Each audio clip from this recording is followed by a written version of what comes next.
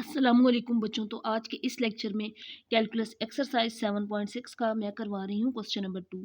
तो same question number 1 की तरह है। इस एक्सरसाइज से पहले मैंने दो फार्मूलाज लिखवाए थे कि अगर आर्क लेंथ हमने मालूम करनी हो तो इस पूरी एक्सरसाइज में इन दो को ही बेसिकली यूज़ करना है। वाई में लिमिट्स आ जाएँ तो ये वाला फार्मूला यूज़ करेंगे, यानी कि वाई की रिस्पेक्ट से डेरिवेटिव लेंगे। अगर एक्स में लिमिट आ जाए तो एक्स की रिस्पेक्ट से डेरिवेटिव लेंगे और इंटीग्रेट करेंगे विद रिस्पेक्ट टू एक्स। यहाँ पे d x over d y हो जाता है, यहाँ पे d y over d x. तो ये डिपेंड करता है लिमिट्स में।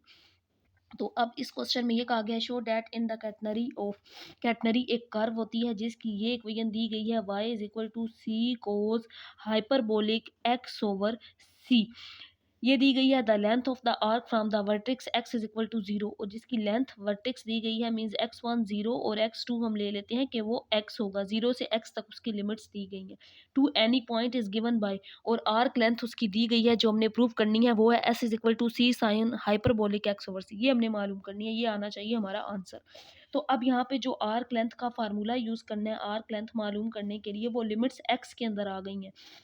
जो क्वेश्चन नंबर 1 किया था हमने उसमें y में लिमिट्स थी, अब इसमें x में है। x1 x2 होगा 1 प्लस, तो अब हमने डेरिवेटिव भी लेना है विद रिस्पेक्ट टू x, तो d y over d x. इसका स्केयर लेते हैं और यहाँ पे स्केयर रूट, और यहाँ x है x, तो यहाँ पे डी एक्स होगा।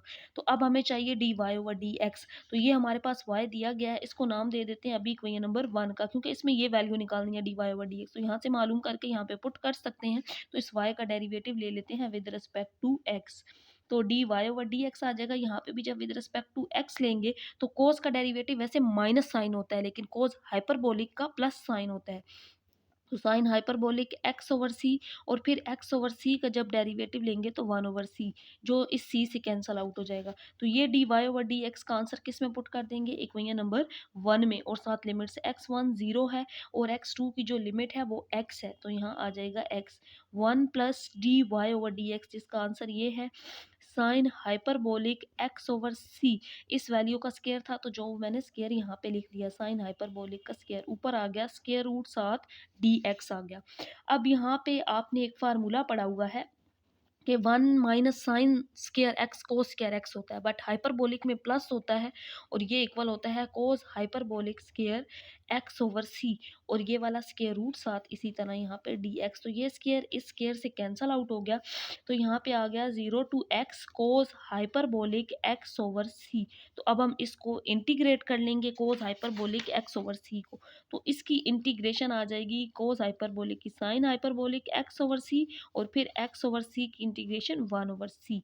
और अब यहाँ पे लिमिट्स हैं 0 टू एक्स, इस सी को बाहर लेकर आते हैं, 1 ओवर सी था बाहर आके सी हो गया, और अंदर वाले फंक्शन पे लिमिट पुट कर देते हैं। तो साइन हाइपरबोलिक एक्स में जब एक्स पुट करेंगे एक्स ही रहेगा, minus lower limit sine hyperbolic 0, तो साइन 0 पे होता है 0, तो ये वैल्यू 0 ही रहेगी। तो आर्क लेंथ एस आ गई है सी साइन हाइपरबोलिक एक्स ओवर सी।